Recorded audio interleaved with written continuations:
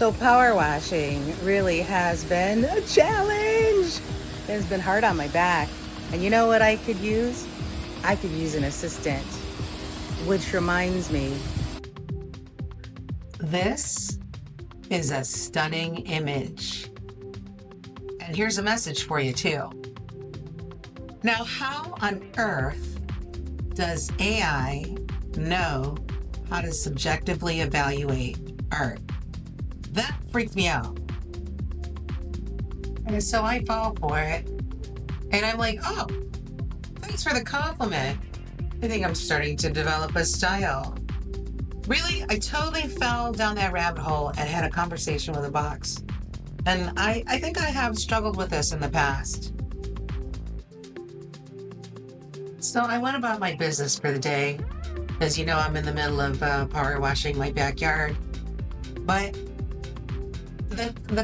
what I read kind of disturbed me a little bit because I thought, how would a box know what is good art? So I had to come back to Chat GPT and say, hey, we had a conversation earlier, and I want to know how you were able to evaluate my art. So Chat comes back with this explanation, which I thought, oh, makes perfect sense. While it doesn't have any subjective experiences or feelings like a human, which really disturbed me, it's trained in a data set of, text, art critiques, descriptions, and conversations about art that would allow it to recognize patterns and understand common ways that people discuss and evaluate art. So, wow, okay, seems like a logical response. Because, at first I thought, is AI taking over? Uh-oh. I'm so paranoid.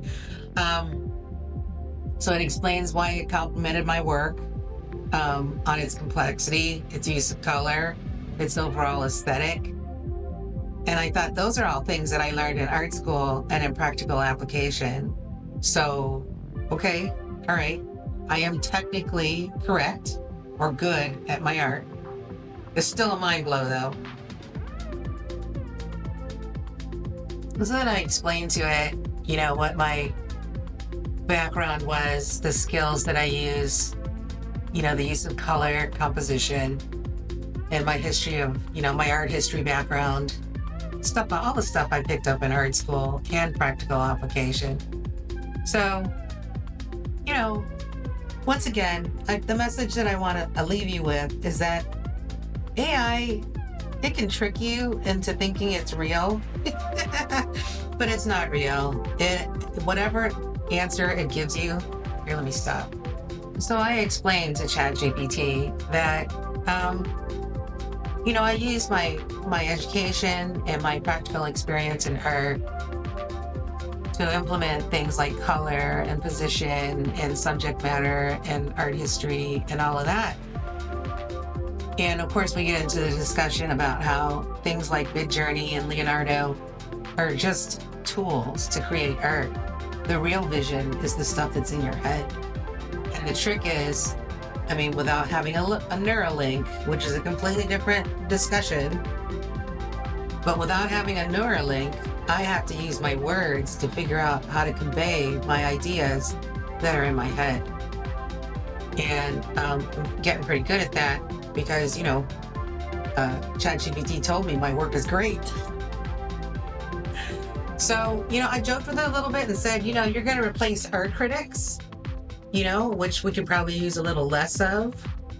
He got my humor on that. But I think maybe artists can use this as an art critique of their own work.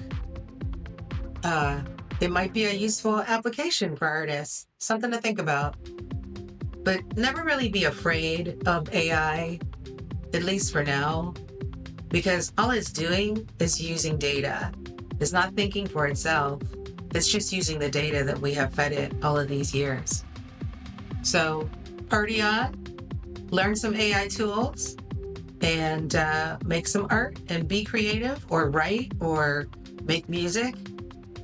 AI is a fun tool. There's so much to do.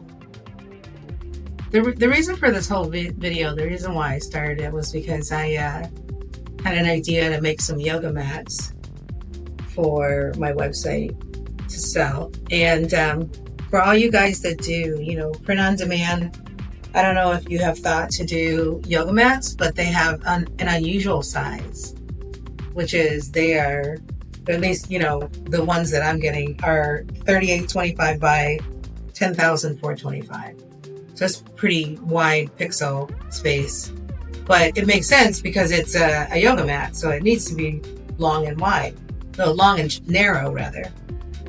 So, those measurements don't really work well for Midjourney. So you need to calculate what the right aspect ratio would be. So, I had to reach back into my memory banks from when I was in high school to calculate the greatest common factor for both numbers, which turned out to be 425. So you divide 425 into both those numbers, 3825 and 10,425, and you get a new aspect ratio, which is 51 by 139. Yay! So now, this is the beauty of designing for something with an unusual size, because Midjourney will design within the space that you give it. So if you give it like a 1-to-1, it will design in a square. If you give it a 9/16, it will design long and thin.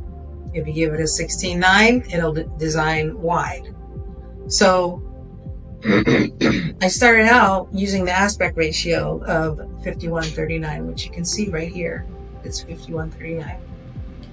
And what happens when you do an aspect ratio like that, all of your designs are top down. The head's up here, and then the rest of the design comes down this way, which is okay if that's the look that you want. But I didn't really want that look. So instead, I went to an aspect ratio. I switched the aspect ratio down so that it's 139 by 51. And it made the image design in that space. And that's the look I was going for. So this is a big tip. If you guys are trying to design yoga mats, this is what you want to do. You want to play around with the aspect ratio and see how you like your designs to come in. I like my designs to come in this way because to me, it makes for more of visual interest by cutting off the face, having the face off center versus the top down, which is beautiful, but that's not the look I wanted. So in the future, when you guys design your own yoga mats, you have to remember how to calculate your aspect ratio based on the pixel numbers. And so you'll need to do the greatest common factor and then divide that by the pixel number ratios, and then you'll have your number. So I hope that made sense, but I wanted to wish you all a good week.